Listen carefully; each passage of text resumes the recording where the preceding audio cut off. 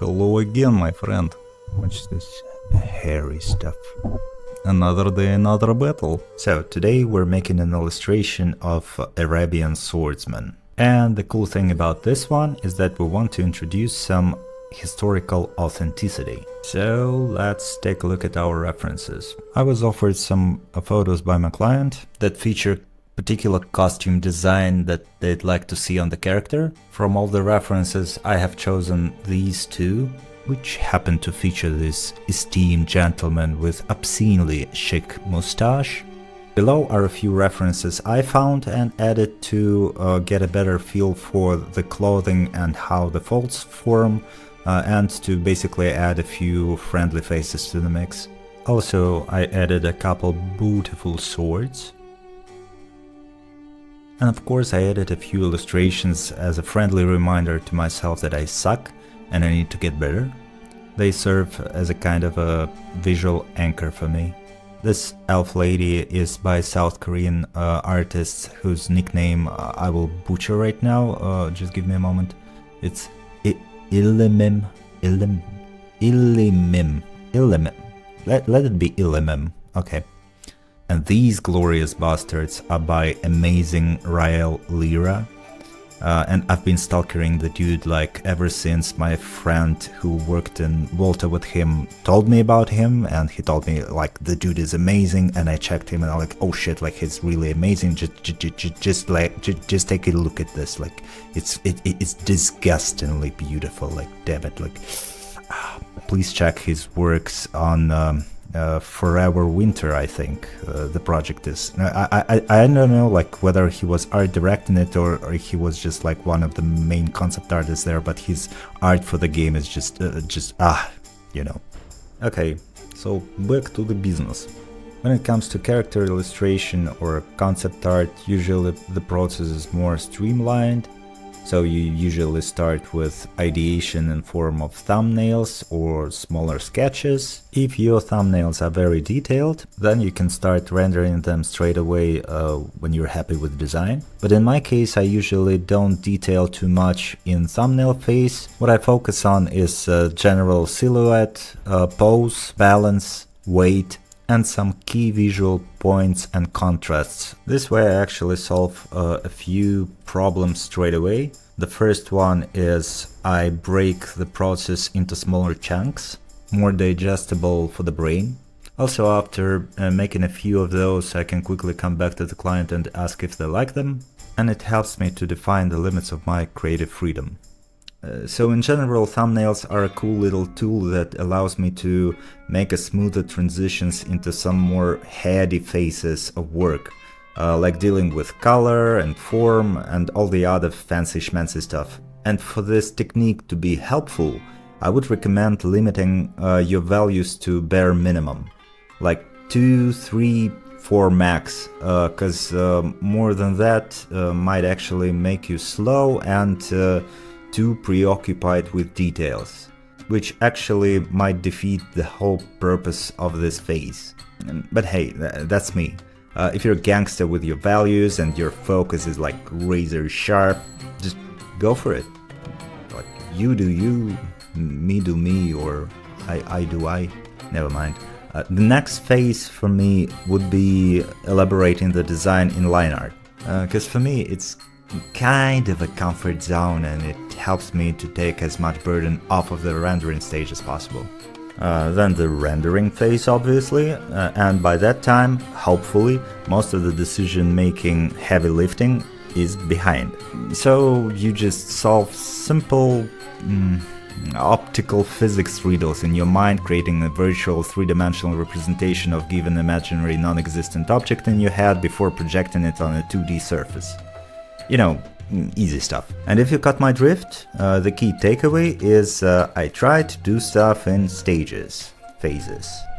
And although they allow to better structure your workflow, these phases pose particular challenges. Well, at least for me. So let me know in the comments if you relate. One of the bigger challenges for me is transitioning from one stage into another. And let me elaborate. It's as if your brain is this golden retriever that you train and play with all day long. although my brain is more of a wailing husky, I guess. So say you start doing thumbnails, you ask your brain, come on boy, you know how to do this, make me a thumbnail. But at first, the best your brain can do is just smelling his own farts and being all dummy and stubborn. But okay, you've been through this, you know your dog's kinda quirky but capable, so if you don't snap, you give it some cookies and coffee and it does the trick. And you go like, who's a good boy? And you feed it more coffee and cookies and hopefully end up with a nice set of thumbnails. And just when you thought the worst is behind you and your brain, BAM! Change of phase. You do line art now. And you go like, come on boy, you know this trick too, you can do this. And he wets the floor. Caffeine is potent diuretic after all. The more you know. So yeah, transitioning between phases takes some extra focus and patience. I wonder if it's just for me or it's a universal thing. However, with time I learned my quirks. And I just know this feeling of resistance in my brain, and I know how to push through it with relative success. Actually, the biggest contributor to how smooth the drift between these tasks can feel is your mental state. And this is a freaking rabbit hole of a topic. I mean, if you're gonna watch my channel in the future, you'll probably hear me talk about managing your marbles a lot. Honestly, I treat painting as just a form of, how should I put it, active meditation, like where you need to keep your mind in this fragile equilibrium balancing between daydreaming and rational thinking. They should have called us artists Blade Runners. Living on the edge of creative delusion and on the edge of poverty. So, at least in my experience, learning to define one's mental state to understand if you're ready to perform efficiently is paramount. Because if I'm out of it, if I'm not in the zone, I will just linger in my little personal limbo, hardly managing to make anything worthwhile before eventually sliding into the proper state of mind. And finding particular keys, hints and tricks to put my mind in this artistic zen was and still is one of my priorities. I find these issues being crucial or fundamental, if you will, because once you're in the zone it just allows all the other pieces of puzzle fall into place. Only then I'm able to have both focus and determination to be a mindful participant in the process of drawing and painting. In many cases, being quote-unquote in the zone means to relax and calm down. For instance, if I'm all hyped up, I might have a feeling as if I'm moving 1000 miles per hour towards my goal, while in reality I'm just digging a hole while going in circles. And coffee doesn't make it easier, but you know how it goes. No coffee, no deal. So as many people stated before, and I confirm, the fastest speed in art is slow. Because that way you avoid this repetitive, nonsensical mark making that old masters called licking. Or at least I hope that's what it was. Because like medieval folks back in the days were up to all kinds of weird kinks. So it's very important for me to slow down and allow my brain to stay a couple steps ahead of what my hands are doing to actually make any sensible progress. Might sound trivial as hell, but in my experience, these are some of the most common mistakes younger artists make. Although if you saw my previous video, you know I might zone out as well. And when you lack sharp focus, especially in the beginning of a new phase, like here, doing line art, you might spend too much time shifting gears to place your brain in the line art mode, where the rules of perception of volume and the way this volume is described is much different from the first phase, where we were dealing primarily with graphic read and very little volume. And if I don't establish the volume read in line, the next phase won't be just rendering. It's gonna be like running in a minefield of my own careless mistakes. Painful and ugly. In upcoming videos, I think I can go over what in particular makes building form and volumetric read in line tricky and deceptive sometimes. Let me know if anyone's interested in this topic. Meanwhile, back to the sketches. I'm coming closer to finalize line art for 2 of the designs that stood out for my client in thumbnail phase. Doing line, I try to think ahead, although I realize that introducing color and volume might influence some of my decisions later. I still try to resolve most of the layering issues, what goes where, what overlaps what, where and how the major folds form, how it might affect silhouette, lightly suggesting details, since quite soon line art will become an obstacle for me and I eventually will paint over it. Now the designs go to the client and I get a green light to finish particular one. And we enter the coloring phase. Another switch of perception, another set of problems to solve. First thing I do is usually blocking local colors to get the idea of color scheme. Then I quickly block out shadow pattern. At this stage I might use multiply just to avoid figuring out relative shadow relations, where the darker materials has darker shadow and white shirt, for example, has lighter shadow. Makes sense so far, right? And I also go and make my line art colored and put it in multiply as well.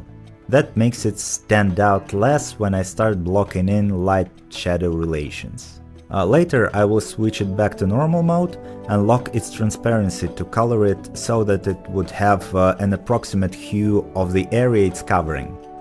Otherwise it will mess up my judgment of values and ability to read volume later on. For the most part, it is the biggest problem of transitioning into color, to get the first feel for the form in this virtual space. To eliminate flatness, two-dimensionality of the form. This is also why I darkened the background, to allow myself to be more sensitive to the relative lightness of values when I'll start to define them. Together with it, I start suggesting very subtle color temperature contrasts. And color temperature is another huge topic that might need probably a series of videos. But long story short, if values, when built right, describe the form to us, then the color temperature describes what surrounds the object that we're describing. Hence, it helps to place the object into the environment in a more convincing way and make it easier for you to rotate the surface, make it three-dimensional. It's surely not a textbook definition, just one of the abstractions I use to define its role to myself as a tool. In reality, all this matters, like value, color, hue, saturation, or chroma, or temperature. They're all just subset of useful abstractions defining a singular, indivisible phenomenon, which is your perception of wavelengths or visible light. And I remember being dumbstruck and overly confused at first when trying to build in my head some kind of comprehensive structure of relations and quote-unquote laws regarding all these entities. Ended up confusing myself even more back then. It doesn't mean I became enlightened or mastered this topic by now. I prefer to think of it like nowadays I suck on a higher level. But really things started to make more sense for me when I stopped treating all these colors and values and so on as separate topics. Always thinking of them as one is probably healthier. Damn, that turned into an info dump really quickly. I'll probably go over particular themes in more depth if I get any requests for it, or if I happen to have a proper material on my hands. As for the current designing process, in the sketches you probably noticed I tried to suggest some kind of supernatural marks on the body of warriors, suggesting they had contact with the void and might have been contaminated or somehow infected, like changed by it. The guys liked the idea, yet decided to maybe implement it later. For now we took a more conservative design route, leaning on some historical references more. And honestly, it's cool to see some rarely used authentic elements in design, because that way you become more mature and a well-versed designer. You come to know your ways around history of costume, for example. Like, how many of us have seen this costume and design motifs while traveling or on TV? But do you know, for instance, how this little cool hat is called, huh? That's what I thought. Too bad. And this, Shit, now I need to Google it to make a point. Wait a second. Actually, this hat is called fez or tarbouche. It is a felt headdress in the shape of short, cylindrical, peakless hat, usually red, typically with a black tassel attached to the top. The name Fez may refer to the Moroccan city of Fez, where the dye to color the hat was produced. The hat's origins are disputed. It might come from ancient Greece, Morocco, Tunisia, or Turkey. The thing has been around for centuries, but became especially popular during the rule of Sultan Mahmud II of the Ottoman Empire. The guy has recently suppressed the centuries-old Janissary corps that revolted against him. Bad idea. He executed all of them, of course, because that's how you roll in 1800s, and decided to reform the military big time. So the fez became part of military attire. And on top of that, in 1829 the Sultan ordered his civil officials to wear the plain fez and banned the wearing of turbans. In reality, that was one of the measures that helped him to secure his power. In many ways, these measures replaced the elaborate sanctuary laws, because turbans acted as a marker of identity that signaled rank, religion, and occupation, and this divided rather than unified population. The thing is, in late medieval period, sumptuary laws were used as a way for the nobility to limit the luxury consumptions of the prosperous bourgeoisie. Bourgeois subjects, appearing to be as wealthy as, or even wealthier than the ruling nobility, could undermine the nobility's presentation of themselves as powerful, legitimate rulers. And this could call into question their ability to control and defend their fief, thus inspiring traitors and rebels. And our guy just recently butchered an ancient military formation to prevent exactly that. So, nah, he thought. Not this time. I'm smart. So no more show-offs. Stop the mumble and stay humble. Here, shut up and take your fez. So the hat became a symbol of modernity throughout the Near East, inspiring similar decrees in other nations.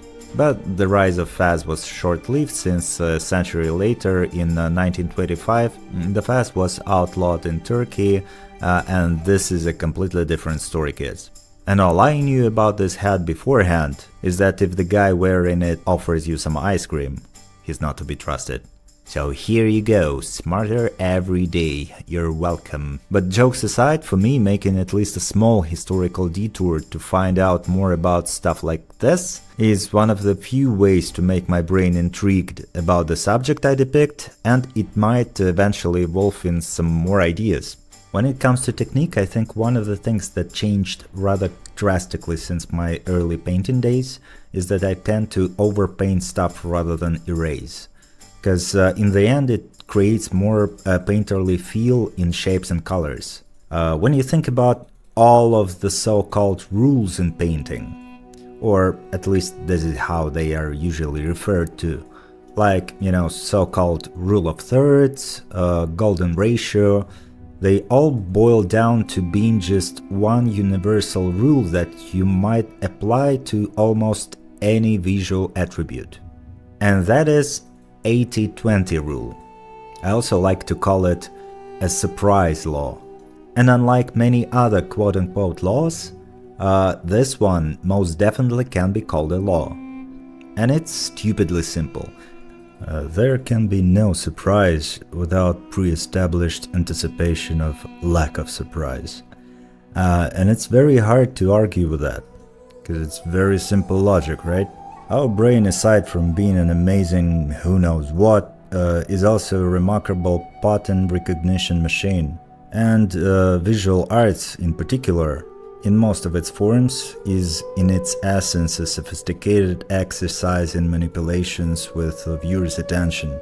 So, knowing that, we understand that to intrigue the brain, we first need to feed it some pattern or regularity that it can take as a bait.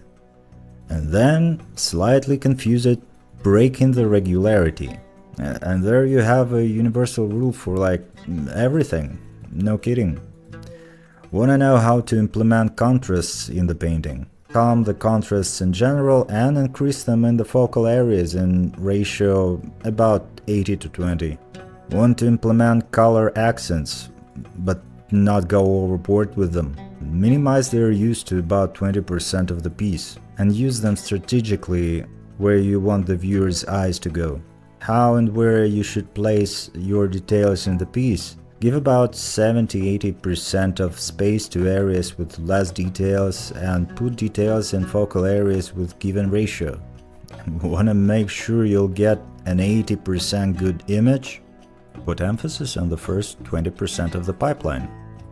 Or, for instance, working in 80% of the startups, you spend about 80% of time at dumbass meetings in pitiful attempts to justify 80% of company's budget spent on 20% of management stuff that comprehends only 20% of things you're telling them. Just as I told you, universal. But at the same time, never treat any so-called rule in art as a given. You will always find many examples of successful works define some rules in some way. I bet about 20% of them do that. Okay, seriously. Don't treat any rule as a hammer in your hand that turns every problem coming your way in a nail. And honestly, this is the coolest thing about art. The rules are just tools for you to craft a world where you are the rule and you are the law. And then let your world clash with the audience to get the harsh and honest reality check. To see how many other people are willing to accept your world and consequently you as the ruler in it. That's why it's so intimate. That's why it's so tough. That's why it is so frustrating and painful sometimes. Eventually, that's why it's so human. And this is also why it's so incredibly heartwarming, humbling, and exhilarating to get some likes and comments from you guys. Even though more than 80% of you are not subscribed. But if you like this video, I strongly recommend you push the subscribe button to see what's coming next. You won't regret it. I'm like 20% sure. And as for this piece, after I finished my first illustration, the client asked me to introduce a few minor changes and tweaks, so I ended up with 3 options with minor differences for them to choose from. And that's about it for this video, I guess. See you in the next one.